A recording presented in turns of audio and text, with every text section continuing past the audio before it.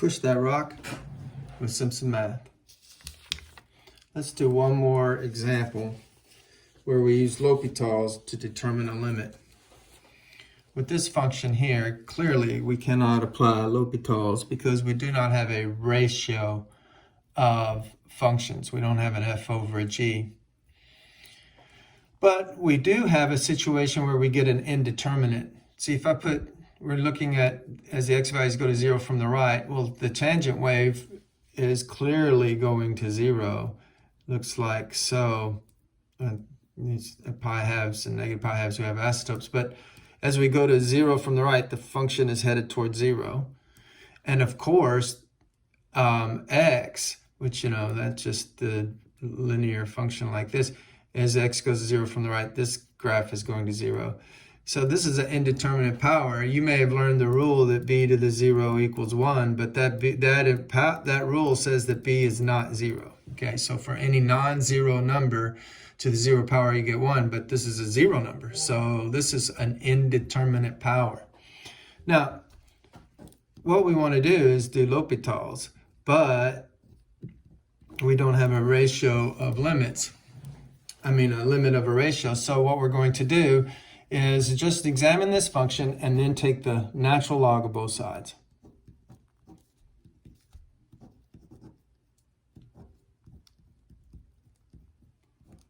Okay, there. I've taken the natural log of both sides. I'm going to leave the left side alone for now and roll off the log.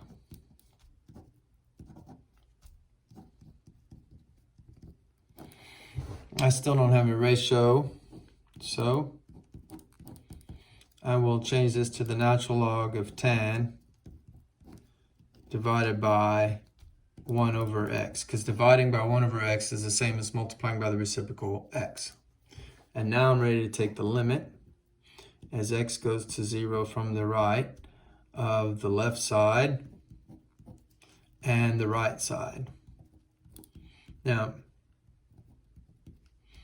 I have the natural log of tan of x over, it's hard to write to keep the paper stable with one hand. Okay, so I took the limit of both sides. Now, we said the tangent was going to 0. Well, natural log, as the input goes to 0, the natural log goes to negative infinity. Keep that in mind, right? So the natural log function looks like this. So as x goes to 0, this thing's going to negative infinity, so we get negative infinity. And of course, this is the reciprocal function. The reciprocal function looks like this. So as the x values go to 0, the y values are going up to positive infinity. So this is going, if you did direct substitution, or if you thought about it as direct substitution, you'd get infinity over infinity. So now we're going to do L'Hopital's. And we're going to take the limit as x goes to 0 from the right and do L'Hopital's, which means I can get the ratio of the derivatives, and this limit will be equal to that limit. So get the ratio of the derivatives. Well, this derivative here is negative 1 over x squared, because that's just, see if I can get my hand up here to stabilize the paper. That's just the derivative of x to the negative 1, right? 1 over x is the same as x to the negative 1. So you do the power rule, negative 1, x to the negative 2, which of course is negative 1 over x squared. So that's what we get in the denominator. And then the numerator, we're going to use vanishing log rule. We're going to put the tan x down here and the derivative of tan x up here. So we get secant squared x. Wow, that was a lot. Meanwhile, over here, we're going to use the fact that the limit of a composition is the composition of the limit. So the limit of a natural log is a natural log of the limit. Wow, that's a property from the loosey-goosey property of limits way back in the very beginning of the class. If you remember the loose-goose properties of limits. So now we maybe try to think about this and see what we get, but let's try to clean this up quite a bit.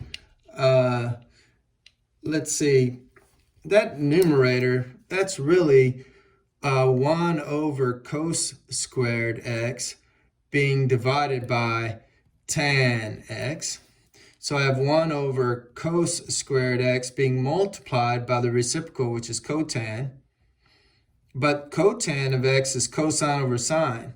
So I have 1 over cos squared x times cos x over sine x. This will reduce. And so I have, in my numerator, I have 1 over cos times sine. 1 over cos x times sine x. And that's the numerator. That's the numerator right there. And it's being divided by the negative 1 over x squared. Wow. And we're taking the limit, and x goes to 0. Okay, all right. So let's try to keep cleaning up. Doesn't that mean I can multiply by the reciprocal? And so then I have, wow, this is really cleaning up nicely. I get a negative x squared in the numerator, and I have cos x sine x in the denominator. And I realize that direct substitution, cosine at 0 is 1, but sine at 0 is 0. So I have 1 times 0, which is 0. And then I have a 0 here, so that's 0. And so I can do L'Hopital's again. So we're going to do L'Hopital's again. And wow, we may be running out of space. I may need to go to another sheet of paper here. So in the numerator, I'm going to get negative 2x. That's nice and simple. But in the denominator, I have to do the product rule. Oh my. So the product rule of cos x sine x. Okay, so let's go to another sheet of paper. And first, let's just do the product rule. If we're taking the derivative of cos x, sorry, my handwriting, sine x, well, that's cos times the derivative of sine, which is cos, plus sine times the derivative of cos, which is a negative sine, and this is multiplication here, so this is a positive times a negative, so we end up getting a minus sine squared x, and over here we have a cos squared x. So that is the derivative of cos x sine x. Okay, so we're ready.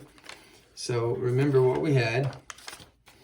We had negative 2x over that derivative we just got. So we have the limit as x goes to 0 from the right of negative 2x over cos squared x minus sine squared x. And this is equal to the natural log of the limit of the function we started with. Okay, because we let y, what was y all along? Y is the function we started with. So this right in here, this is exactly what we're trying to get. We want to know what is the limit of that function we started with. That's what y stands for. Maybe I should write it that way. So we have the limit as x goes to 0 from the right of tan of x being raised to the x. That's what's on that side. And over here we have, well, direct substitution again. That'll give me, let's see, 0. And then in the bottom, put in 0 here, cosine of 0 is 1. Put in 0 here, you get 0. So we get 1 squared minus 0, which of course is 1. So we get 0. All right, that's convenient. Now, we're trying to get this limit in here. How do you solve if you have the natural log of an unknown equals a value? Oh, well, you say e to the value is equal to the unknown by the definition of the natural log. And so e to the 0, that is a non-zero number to the 0, so we get 1. So the limit that we were looking for to begin with is 1. Wow, that was a lot. Math made simple. Simpson Math.